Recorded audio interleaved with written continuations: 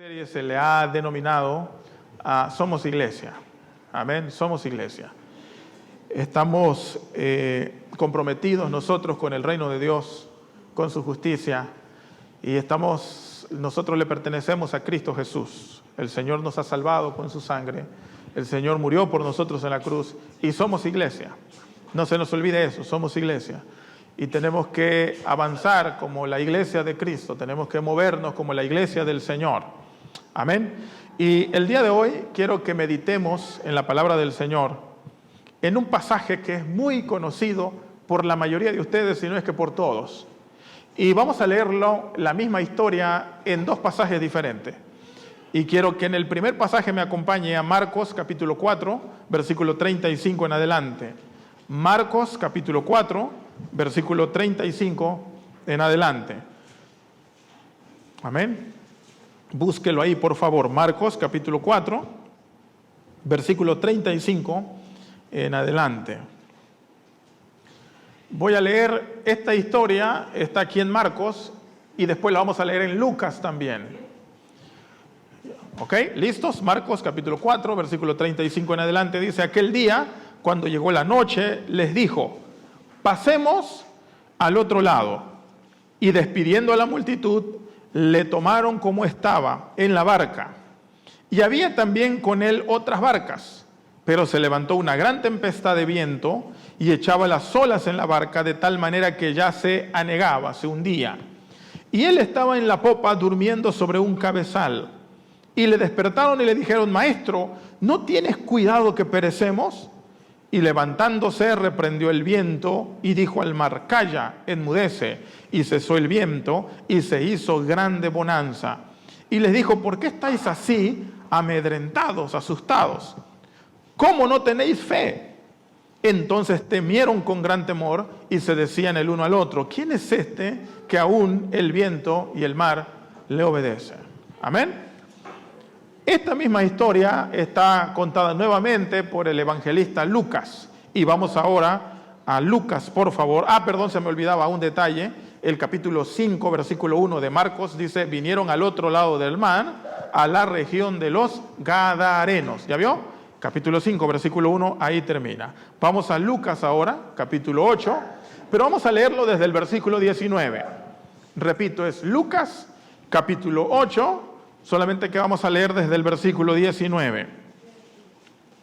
Amén. ¿Estamos listos? Lucas capítulo 8, versículo 19. Entonces su madre y sus hermanos vinieron a él, esto es importante, pero no podían llegar hasta él por causa de la multitud. Y se les avisó diciendo: tu madre y tus hermanos están fuera y quieren verte.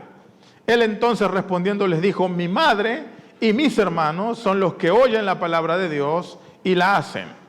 Aconteció un día que entró en una barca con sus discípulos y les dijo: pasemos al otro lado del lago. Y partieron. Pero mientras navegaban, él se durmió. Y se desencadenó una tempestad de viento en el lago, y se anegaban y peligraban. Y vinieron a él y le despertaron diciendo: Maestro, maestro, ¿qué perecemos? Despertando él, reprendió al viento y a las olas, y cesaron y se hizo bonanza. Y les dijo: ¿dónde está vuestra fe? Y atemorizados se maravillaban y se decían unos a otros: ¿quién es este que aún los vientos y las aguas manda y le obedecen? Y arribaron a la tierra de los Gadarenos, que está en la ribera opuesta a Galilea. Amén. Miren qué hermosa historia. Cuando uno entra a los evangelios, desde Mateo, pues uno ve a Jesús anunciando las buenas nuevas, de paz, de amor, de salvación. Pero hay algo curioso, los que nos dedicamos a estudiar la Biblia así a detalle, los que hacemos teología, los que, tenemos esta encomienda de estudiar la palabra con mucho cuidado, nos damos cuenta que el Evangelio de Lucas tiene algo peculiar. El Evangelio de Lucas es un evangelio que pone mucha atención a la geografía. Eso tiene Lucas. Detalla mucho lugares, detalla mucho regiones, detalla mucho las ciudades, etc. El evangelista Lucas es capaz de darse cuenta que los movimientos geográficos de Jesús son intencionales. Voy a repetir eso. El evangelista Lucas se da cuenta que los movimientos geográficos de Jesús son intencionales. Es decir, así como Jesús es intencional en su predicación, así como Jesús es intencional cuando sana, así como Jesús es intencional cuando enseña, así Jesús es muy intencional en dónde se mueve, cuándo y a qué va. Eso es increíble. Cuando uno lee Lucas se da cuenta de esos detalles. Jesús nunca se levantaba, parece ser, como dice Lucas en la mañana, y decía, discípulo, ¿a dónde vamos hoy? No, pues yo creo que para acá. ¿Y tú qué piensas? No, pues vamos para allá, donde diga la mayoría. No. Lucas nos dice que Jesús sabía a dónde iba y por qué iba. Y es increíble. A veces nosotros no nos damos cuenta de estas regiones que están ahí, pues porque no las conocemos, porque no estamos en el ambiente familiarizados con toda aquella época. Pero efectivamente, cada una de las regiones que Jesús visita lo hace de manera intencional. Y algunas son tan contrastantes. Algunas son como para decir, ¿y por qué el Señor se va para allá? Es como, hay algunas regiones como que nosotros dijéramos, y el hermano fulano de tal fue a la colonia, una colonia peligrosa, a las 12 de la noche para sentarse. ¿Qué diríamos nosotros hoy? ¿Cómo? Bueno, muchas de esas regiones están registradas así en Lucas, eran regiones peligrosas, nada más que como menciona el nombre, y nosotros no sabemos que eran peligrosas, a veces no entendemos el impacto de estas visitas de Jesús. Pero en esta narrativa particularmente hay tres lugares importantes que quiero que pongamos atención. El primero es Nazaret, que es donde Jesús está en los primeros versículos que leímos. Nazaret es el lugar donde Jesús creció, donde Jesús se desarrolló. Ahí donde está su familia, ahí donde vive su mamá y donde viven sus hermanas y donde viven sus hermanos. Ya para esta altura no se menciona a su padre José, desaparece. Algunos estudiosos han dicho que pareciera que José murió a alguna edad temprana quizá y por eso desaparece de la narrativa bíblica. Pero los primeros versículos es Nazaret. Ahí Jesús está. La segunda región, queridos hermanos, el segundo lugar es el mar y la tormenta. Pongan atención a eso. Lucas detalla mucho el mar y la tormenta que se da en el mar. Le interesa mucho eso a nuestro escritor. Y el tercer lugar es Gadara, donde concluye la historia. Gadara es el desenlace de la historia, que es el objetivo final a donde Jesús llega. Así que tenemos tres regiones acá. Nazaret, tenemos el mar con la tormenta y tenemos Gadara, que es el objetivo. ¿Por qué Gadara está conectado? Porque si no hubiesen ido a Gadara, pues no hubiese habido tormenta, no hubiese habido barco, no hubiese habido esta narrativa que está ahí. Pero como van a Gadara, entonces el mar y la tormenta están en medio. ¿Vamos bien? ¿Me explicamos? ¿Me expliqué, perdón? ¿Sí? Ahora, ¿qué significa Nazaret para el escritor de Lucas? Lo que acabo de decir. Nazaret es la casa de Jesús, es el lugar donde Él creció, donde Él nació. ¿Se acuerda usted del lugar donde creció? ¿Quiénes se acuerdan? ¿Qué recuerdos tienen de ese lugar? ¿Les da nostalgia? A mí me da nostalgia cuando pienso en mi lugarcito, ¿no? Yo creo que la mayoría de los que estamos aquí crecimos en pueblos a lo mejor, o cuando era Hermosillo, otra Hermosillo, ¿no? Los que crecieron en ciudades, que eran más chiquitos y llegaban a pie a la escuela, no había autobuses. Pero ¿qué recuerdo tienen de su infancia, de su Nazaret? De su Cananea, de su altar, muy bien, de su altar, exactamente. De su Navojoa, de su Obregón, de no sé. De Bacanora, exactamente, amén. De su Bacanora, muy bien. Y esos lugares para nosotros son nuestros inicios, representan nuestros inicios. Representan los lugares donde nos formamos, donde aprendimos las primeras cosas, donde vivimos las primeras experiencias, donde teníamos nuestros primeros amigos. Y Nazaret para Jesús es el lugar donde inicia su ministerio. Yo estoy seguro que en Nazaret Todos conocían a Jesús. Y obviamente al inicio pues no lo trataban como Dios, como vemos en otros pasajes. Le decían Jesús, el hijo de José. Ahí viene Jesús, el hijo de don Josecito. Y Jesús seguramente compraba en Nazaret y hacía algunos trabajitos, acompañaba a su padre cuando tenía que hacer algunas reparaciones y algunos trabajos. Jesús era conocido en Nazaret. Y fíjense que lo más difícil que Jesús encuentra es ser profeta en su propia tierra. Más adelante es en Nazaret donde va a encontrar la mayor resistencia a su ministerio. Pero cuando Jesús inicia en Nazaret, comienza a tener relativamente un éxito tremendo. Él comienza a predicar en Nazaret, comienza a enseñar, y es ahí en Nazaret donde las multitudes comienzan a seguirlo, comienzan a escucharlo. Algunos por controversia, algunos porque les interesaba lo que está diciendo y otros porque querían ser sanados. Escuchan su mensaje, lo siguen. Tanto así que nos dice Lucas que en una ocasión su madre y sus hermanos van a buscarlo, pero no pueden hablar con él. ¿Por qué? Porque está rodeado de mucha gente. Los biblistas dicen que no fueron a buscarlo para llevarle lonche, ojalá. No fueron a buscarlo porque querían decirle, Jesús, queremos estar contigo. No, lo más seguro es que fueron a buscar a Jesús para regañarlo. Para decirle, Jesús, por favor, ya, vente a la casa. Mira lo que estás diciendo. Ten cuidado con lo que estás diciendo.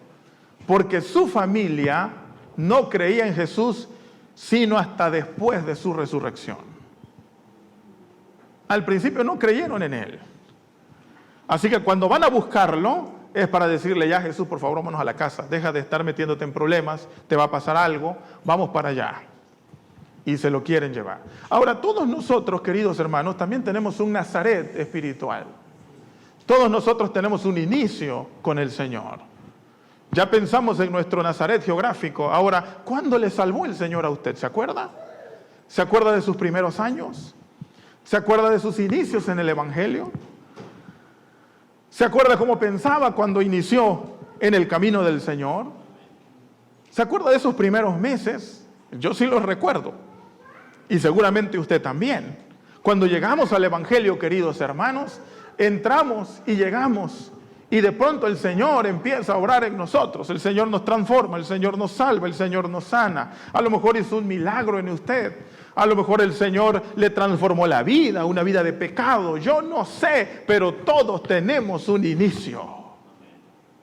Cuando el Señor nos salvó, cuando el Señor llegó a nuestras vidas, cuando quizás llegó con nuestros padres, cuando quizás llegó con nuestros abuelos, cuando llegó con nosotros mismos y el Señor nos transformó. Y nuestro Nazaret es hermoso, es bonito, porque es el inicio de algo que el Señor comienza a hacer en nuestras vidas. Y por eso Jesús, para iniciar su ministerio, inicia ahí en Nazaret, inicia con los suyos. Y Lucas es muy cuidadoso al hablar de esto, porque Nazaret también representa el inicio de la misión. En Lucas capítulo 1, versículos 8 en adelante, dice, y recibiréis poder cuando haya venido sobre vosotros el Espíritu Santo, y me seréis testigos, ¿dónde primero? En Jerusalén. Primero ahí donde tú vives, donde tú estás, y después hasta lo último de la tierra. Así que todos tenemos un inicio en el Señor. Todos tenemos un Nazaret, todos tenemos un momento cuando empezamos. Pero ¿sabe qué, queridos hermanos? Aunque Jesús inicia en Nazaret, Jesús no está solamente para Nazaret. Su misión es más grande que Nazaret. Su propósito supera el pueblo, la región donde él creció y donde él nació. El Señor lo trajo para cosas más grandes y más sublimes. Y cuando reúne a sus discípulos, lo primero que el Señor tiene que enseñarle a sus discípulos, lo primero que el Señor tiene que enseñarle a sus seguidores, es que aunque Nazaret está bien, aunque Nazaret ya hay relativamente éxito porque las multitudes están ahí, su misión es mucho más grande que Nazaret. Y esto me encanta de la misión de la iglesia, queridos hermanos. Porque así pasa con la misión. El Señor nos llama, tenemos un inicio, tenemos un arranque, pero a todos ustedes, a mí y a ustedes, el Señor nos ha llamado para una misión mucho más grande. Quizás los discípulos quieren quedarse en Nazaret, porque cuando tienen hambre le dicen, oye Jesús, le puedes decir a tu mamá que nos haga unas quesadillas, vamos a pasar por ahí. ¿Y qué tal si pasamos a tu casa, Jesús? Y seguramente eso hacían. Por eso me encanta cómo sigue diciendo la palabra. Dice el Jesús. Pero un día Jesús se subió a una barca y ¿qué les dijo? ¿Qué les dijo? Esta frase no la olviden, por favor. Jesús se subió a una barca y les dijo a sus discípulos, pasemos al otro lado. Qué palabra tan poderosa. ¿Ha usted escuchado decir pasemos la página? ¿Demos vuelta a la página? Eso es lo que está diciendo aquí Jesús. En pocas palabras o en otra forma. Se sube a la barca y le dice, Nazaret está bien, ya se predicó aquí, pero ha llegado el momento de que ustedes y yo pasemos al otro lado. Vamos al otro lado. Este es un detalle interesante, hermanos, porque lo registraron los evangelistas con mucha precisión teológica. Porque tenemos que preguntarnos, ¿y qué hay al otro lado? ¿A dónde fueron? ¿Qué hay del otro lado que el Señor los lleva y por qué se hace tan interesante y tan retador ir hacia el otro lado? Pues bueno, queridos hermanos, cruzando al otro lado se encuentra la ciudad de Gadara. De Gadara, donde viven los gadarenos, no los ganaderos, como decía la niña leyendo. Los gadarenos que pertenecían a Gadara. Es una región de Decápolis. Y fíjense, hermanos, su territorio estaba precisamente en las orillas del mar de Galilea, frente a Tiberias.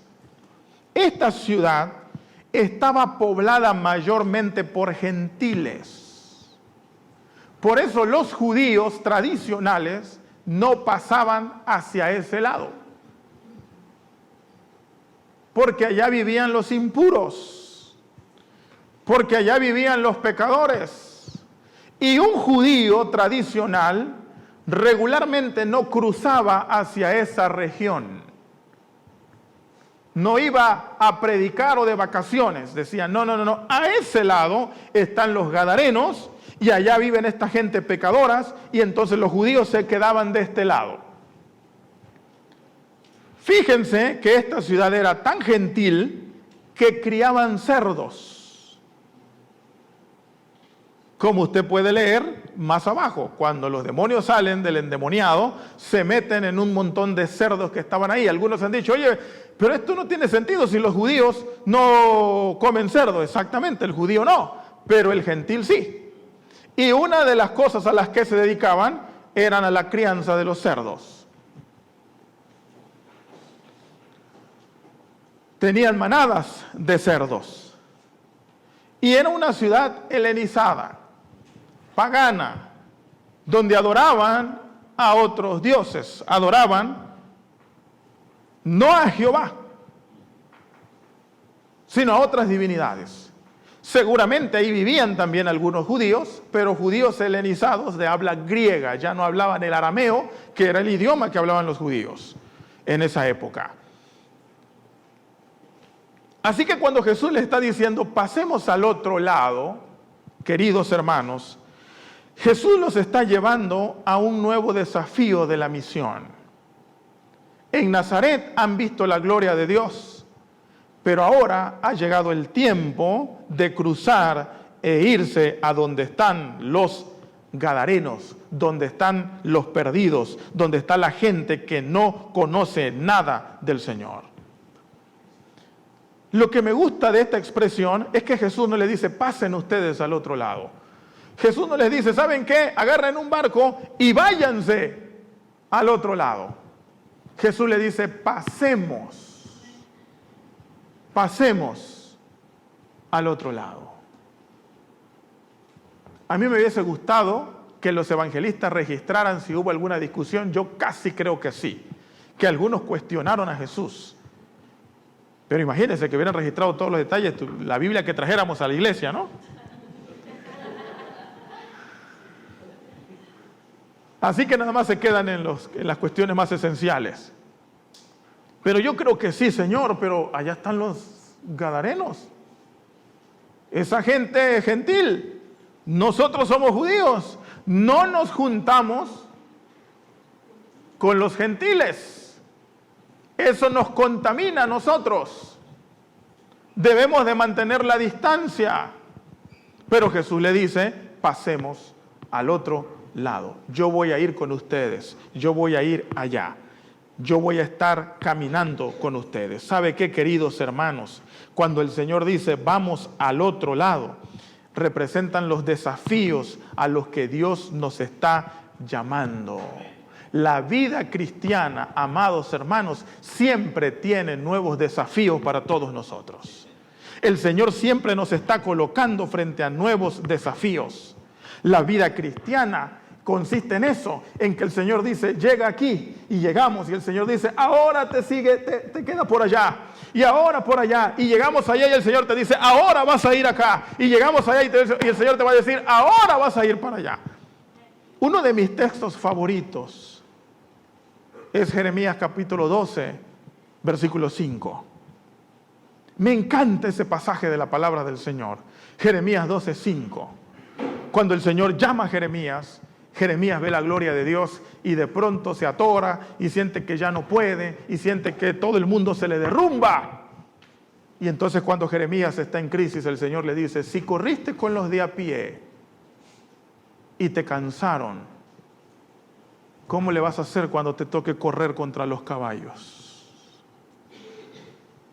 Jeremías, si estás corriendo con los de a pie y ya no puedes, entonces, ¿qué va a pasar contigo? Porque yo te he llamado para que corras contra los caballos. Pero si ya te cansaste, Jeremías, corriendo con los de a pie, ¿cómo vas a correr contra los caballos? Y si en la tierra de paz no estás seguro, ¿cómo harás cuando te lleve a la selva del Jordán? Qué tremendo es el Señor, amén. Esto a mí me desafía, porque el Señor siempre nos llama a nuevos desafíos. La misión del Señor es desafiante, amén. El Señor dice, ¿ya viste mi gloria? Sí, Señor, estoy contento. Ah, pues no ha visto todo lo que te voy a mostrar, amén. Por eso Jeremías, el Señor le dice a Jeremías, clama a mí y yo te voy a responder y te voy a enseñar cosas grandes y ocultas que tú no conoces todavía, amén. Pero si nos quedamos en Nazaret y no pasamos al otro lado, no vamos a ver la gloria de Dios. Si no le creemos al Señor, si no nos vamos hacia allá, si no caminamos en fe, no vamos a ver lo que Dios quiere mostrarnos. La misión, hermanos, de Dios no es cómoda, de hecho. La misión del Señor no es sencilla. La misión de Dios es como la perla de gran precio que a veces implica vender todo lo que tenemos por causa del Evangelio de Jesucristo. Nunca es cómoda la misión del Señor. Nunca. Siempre representa nuevos desafíos. Siempre representa nuevas cosas que el Señor nos está llamando a hacer. ¿Sabe dónde vamos a descansar? En el cielo. Y ni tanto, porque vamos a estar adorando al Señor todo el tiempo. En el cielo vamos a descansar. No se preocupen, si vamos a descansar. No va a haber culto todos los días como algunos piensan, ¿eh? En la presencia del Señor no hay llanto, no hay dolor, no hay tristeza, no hay nada. Pero mientras estemos acá, la misión del Señor nos demanda más y más y más. Pero ¿sabe qué se encuentra en medio de Nazaret y en medio de Gadara? La tormenta. Qué hermoso nos los expresa Marcos y Lucas principalmente. Entre Nazaret y Gadara hay tormenta. Esa tormenta No cree que es una casualidad. Esa tormenta es normal cuando nosotros queremos pasar al otro lado a hacer la voluntad de Dios. Y dice que cuando van hacia el otro lado, de pronto se levanta una tormenta. ¿Quién la mandó? El evangelista no se mete en eso. No dijo, y de pronto el diablo levantó una tormenta. No dice eso. No dice, de pronto porque estaba lloviendo y pues empezó una tormenta. No dice nada, simplemente que hay una tormenta. Y yo creo que el evangelista no dice nada porque a veces no sabemos de dónde van a venir las tormentas. O cómo nos van a llegar las tormentas. Pero las tormentas están ahí, están justo en el medio. Entre Nazaret y Gadara, ahí está la tormenta. Empieza a levantarse una tormenta. ¿Y sabe qué me gusta de que Jesús se duerme? A mí me gusta eso, que Jesús se duerme. Algunos dicen es que Jesús iba cansado, a lo mejor había predicado todo el día y pues se cansó y se durmió. No, yo creo que Jesús se durmió a propósito. Y le voy a decir por qué. Jesús se duerme. Y obviamente cuando empiezan las olas a levantarse, ¿qué hacen los discípulos? Echan manos de sus habilidades como pescadores y como gente que conoce el mar. Y obviamente sacan quizás los remos, no sé, redireccionan la vela y empiezan a tratar de controlar la tormenta. Y durante algunos minutos o quizás horas, no lo sabemos, están luchando ellos contra la tormenta. Jesús no se fue de vacaciones, Jesús está ahí. Pero Jesús está durmiendo, y lo voy a repetir, intencionalmente. Así que ellos echan mano de sus recursos, de sus habilidades, de su fuerza, y se dan cuenta que cuanto más luchan contra la tormenta, más los derrota la tormenta. Entre más esfuerzo le ponen, entre más habilidades desarrollan, más agua se les mete al barco de tal manera que comienzan a hundirse. Y ya entonces cuando ya no pueden, están desesperados que ya se van a ahogar o se van a hundir, entonces corren con Jesús y le dicen, Maestro, levántate porque nos estamos ahogando. ¿No te das cuenta que nos estamos ahogando? Ellos no le dicen, Señor, levántate para que reprendas las olas. Señor, levántate porque tú vas a detener. No, le dicen, levántate porque parece que nos vamos a ahogar todos, Señor. Y es mejor que te ahogues despierto a que te ahogues durmiendo.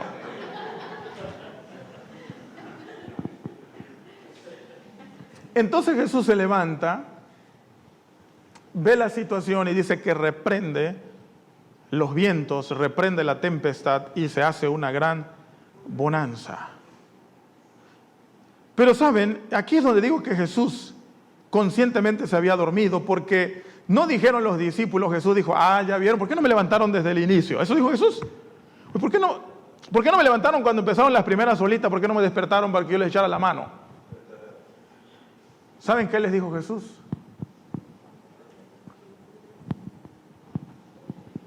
¿Por qué tienen tan poca fe ustedes? ¿Por qué no tienen fe? Eso le reclama Jesús. Es decir, si ellos hubiesen tenido fe, no hubiese habido necesidad de levantar a Jesús.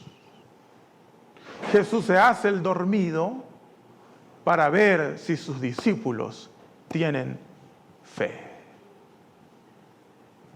Jesús no le dijo, yo reprendí el mar y las olas porque soy el Hijo de Dios. Gracias que venía aquí, si no se hubieran ahogado. Jesús le dice, ustedes pueden hacerlo, pero no tienen fe. Casi le está diciendo, por eso me dormí, porque quiero saber si tienen fe, y veo que no tienen fe. Y los regañó. ¿Sabe qué necesita para ir a Gadara, queridos hermanos? No necesita el barco más grande. No necesita millones de dólares. ¿Sabe qué necesita para ir a Gadara? Usted necesita fe. Es todo lo que necesita. ¿Sabe qué necesitamos para que el Señor nos lleve al siguiente nivel? Para que el Señor nos lleve a la siguiente etapa. Necesitamos fe. Y me encanta porque Jesús está en la barca. Pero no porque Jesús esté en la barca, los discípulos en automático tienen fe. No, tienen que aprender a desarrollar su propia fe en el Señor. Tienen que aprender a cultivar su propia fe. Y por eso cuando ellos se levantan sorprendidos, dicen, ¿quién es este hombre que tiene tanta fe que aún el viento y el mar le obedecen? El Señor está enseñándole a sus seguidores, a estos pobres pescadores que le han seguido, que cuando Él se vaya, lo único que los va a mantener en pie, lo único que va a abrir las puertas, lo único que va a lograr que el Evangelio no se detenga, es que le crean al Señor y que tengan fe. Muchas veces el problema es que no tenemos fe. Y cuando no tenemos fe, las tormentas nos van a ahogar. Cuando no tenemos fe, el agua se nos va a ir hasta arriba. ¿Se acuerdan cuando Pedro camina sobre el mar? Cuando Jesús venía caminando y Pedro le dice, Señor, ¿eres tú? Sí, manda que yo vaya también y camina. Le dijo, Jesús, pues vente.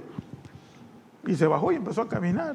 Y de pronto, cuando quitó los ojos de Jesús y vio la tormenta, empezó a hundirse.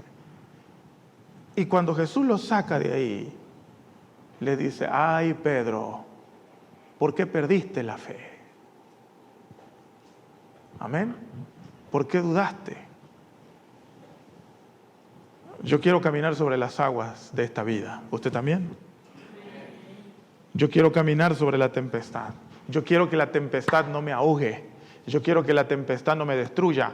El Señor dice, la tempestad va a llegar, pero no te preocupes. Si tienes fe y si yo voy en la barca, todo se puede. Amén. Van a salir adelante en el nombre del Señor. Querida iglesia, quiero pedirles en esta hora que nos movamos en fe y en el temor del Señor. Amén. Vamos a cruzar no sé cuántos ríos, cuántos lagos o cuántos mares nos va a tocar cruzar. Pero el Señor va con nosotros. El Señor camina con nosotros. Amén. Y si el Señor está con nosotros y si tenemos fe en las promesas del Señor, nada va a poder detener a su iglesia como no la han detenido hasta este momento nada ni nadie. Amén. Yo no sé si usted está pasando por alguna tormenta en su vida, si se siente que se ahoga también, si a lo mejor siente que las aguas le están ahogando. Déjeme decirle que el Señor le dice, ten fe. No dudes, mantente firme, yo estoy aquí, pero necesito que tengas fe, que me creas, dice el Señor, que me creas. Uno de mis pasajes que más me da ternura es cuando aquel padre llegó con su hijo lunático y le dijo, Señor, lo he traído a tus discípulos y no lo han podido sacar. Y el Señor le dijo, no te preocupes, ¿crees? Para el que cree todo es posible. Y él dijo, sí creo. Y después se da cuenta y le dice, Señor, la verdad no creo, ayúdame porque soy incrédulo. Y dijo el Señor, por ahí tenemos que empezar. Tu hijo no va a sanar. Yo tengo el poder, pero si tú eres incrédulo, no vas a ver la gloria de Dios. Dios le dijo a Marta cuando llegó y su hermano Lázaro estaba muerto, le dijo, no te he dicho que si creyeres, verás la gloria de Dios. Amén. Puestos de pie, por favor. Yo quiero ver la gloria de Dios. En mi vida, en mi familia, quiero ver la gloria de Dios. Amén. ¿Cuántos quieren ver la gloria de Dios? Amén. Yo quiero ver la gloria de Dios en esta iglesia, altar. Quiero ver la gloria de Dios en sus familias, con sus hijos, con su descendencia. La gloria de Dios en nuestras finanzas, la gloria de Dios en nuestra salud. Amén. Para eso hemos sido llamados, para ver la gloria de Dios. Amado Dios.